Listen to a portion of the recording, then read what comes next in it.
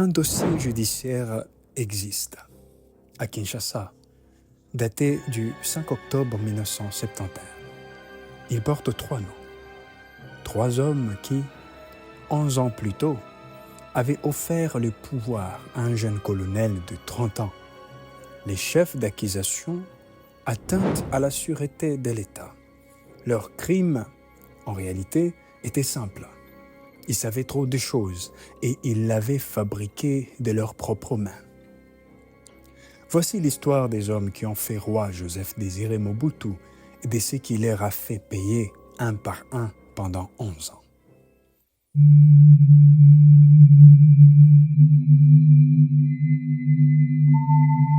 Avant d'être des noms dans un dossier d'accusation, c'étaient des hommes originaires de l'immédiat après indépendance, propulsés en quelques semaines dans les cercles du pouvoir naissant. Victor Ndaka Bika, né en 1923, avait été vice-président du parti de Lumumba, les MNC, avant de rompre avec lui et de prendre en octobre 1960 la direction de la Sûreté nationale, les services des renseignements congolais. En quelques mois, il en fait un instrument redoutablement efficace. Justin-Marie Bomboko, né en 1928, était l'un des 2 seuls diplômés universitaires des tout premiers gouvernements congolais. Un privilège rarissime à l'époque. Ministre des Affaires étrangères 2 juin 1960, il devient à 29 ans président du Collège des commissaires généraux, un gouvernement des fêtes, mais en place après les premiers coups de Mobutu. Damien Kandolo, secrétaire du ministère de l'Intérieur, et Albert Ndélé, futur gouverneur de la Banque nationale du Congo, complètent ces noyaux. Ensemble, avec Mobutu, chef de l'armée depuis juillet 1960, ils vont former ce que l'histoire retiendra sous un nom des quartiers résidentiels, les groupes d'Mbisa. Et puis, il y a Moïse Tshombe, pas un allié de la première heure, mais l'homme que Mobutu va utiliser, réhabiliter, puis détruire avec une froideur qui dépasse tout ce que les autres ont vécu.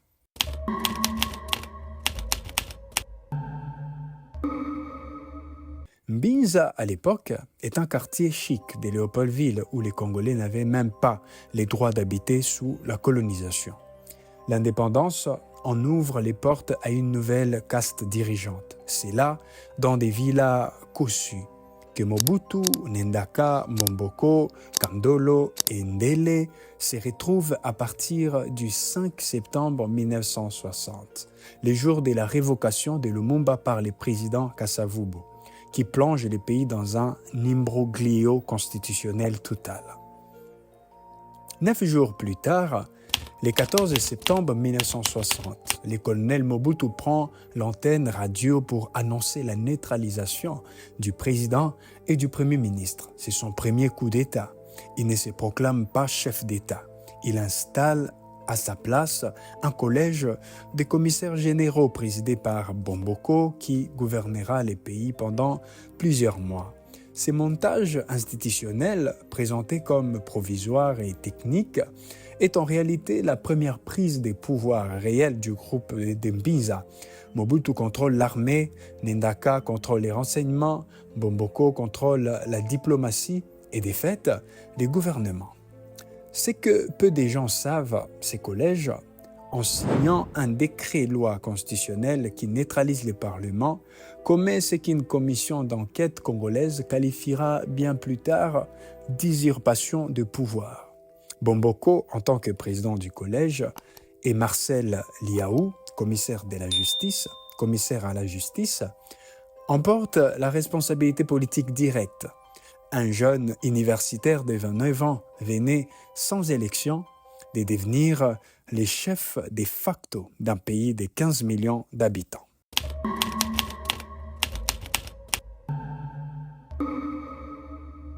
Voilà la première chose que la version officielle ne dit jamais clairement. Les groupes de Mbinza n'étaient pas seulement une clique d'ambitieux Congolais. Ils fonctionnaient avec l'appui actif de la CIA, via son officier des terrains Larry Devlin, considéré par certains témoins de l'époque comme un membre presque honoraire du groupe. Les historiens désignent d'ailleurs cette même clique sous le nom des Mbinza Boys, côté américain, et des gouvernements des Mbinza, côté égyptien, signe qu'à l'époque, personne n'était dupe de qui gouvernait réellement Léopoldville.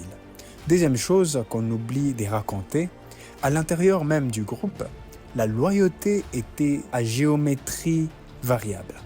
En novembre 1965, 4 jours à peine après les seconds coups d'État de Mobutu, un épisode presque anecdotique révèle déjà les rapports des forces internes.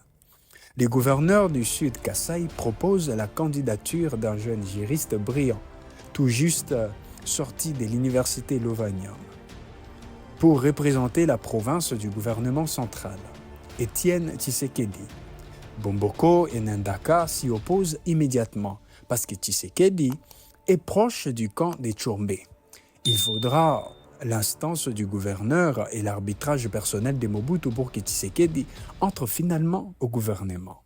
Un détail presque invisible dans les livres d'histoire et pourtant, il montre déjà un Mobutu qui tranche au-dessus de son propre groupe fondateur, alors même que les groupes pensent encore les contrôler. Troisième révélation, plus grande encore, les seconds coups d'État, celui du 25 novembre 1965. N'a rien d'improvisé. Il est décidé lors d'une réunion des chefs militaires le 24 novembre.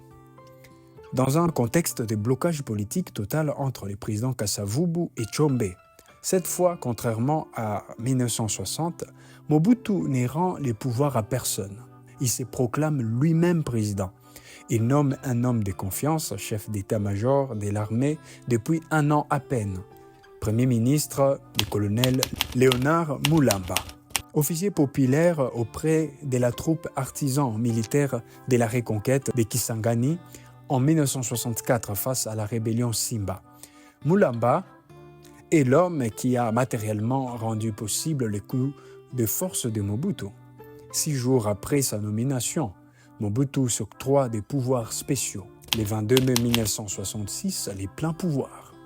Le Premier ministre qui vient de porter Mobutu au sommet de l'État n'a déjà plus aucune autorité réelle.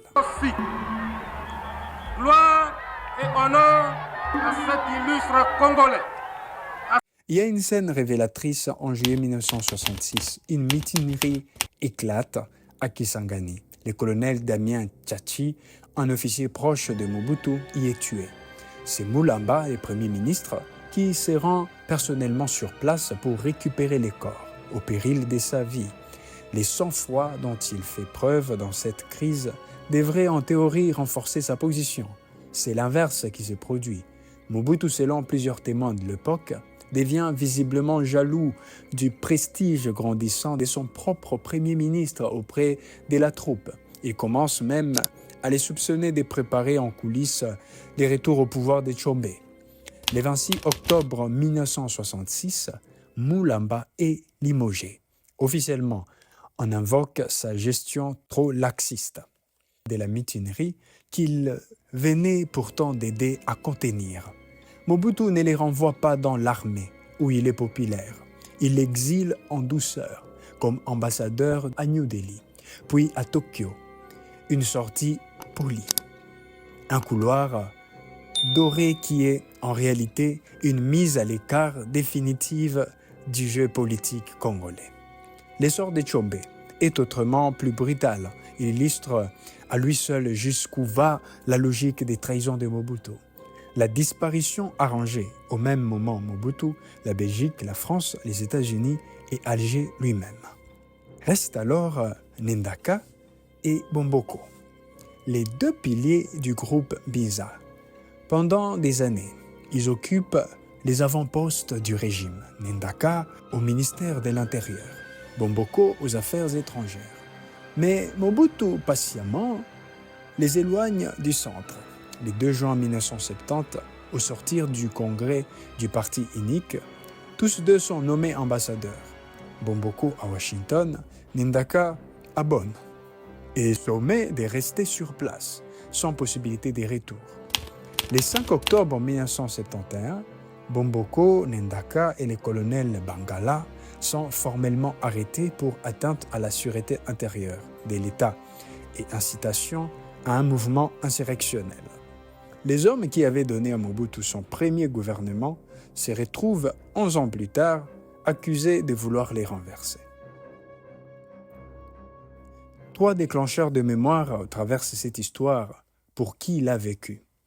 Les noms du quartier d'Embiza lui-même, encore associé aujourd'hui à ces cercles du pouvoir naissant, et l'université Lovanium creusée d'une génération entière de futurs ministres et des futurs opposants de Bomboko à Tshisekedi.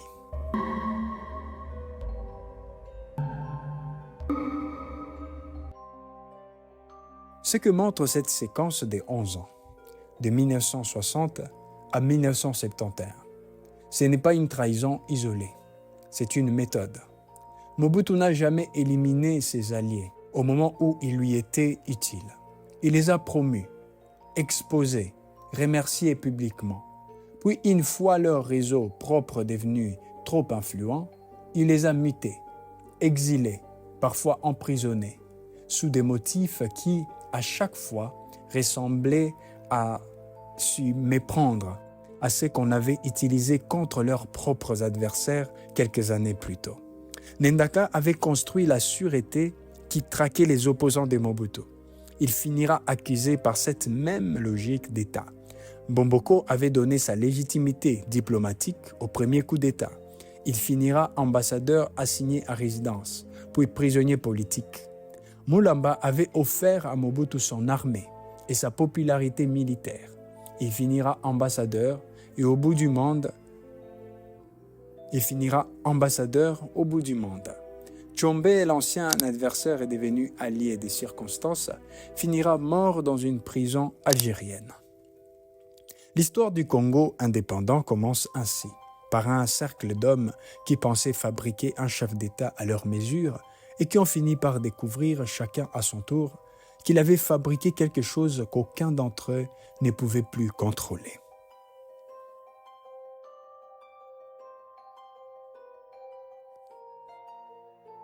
Merci d'avoir regardé la vidéo jusqu'à la fin.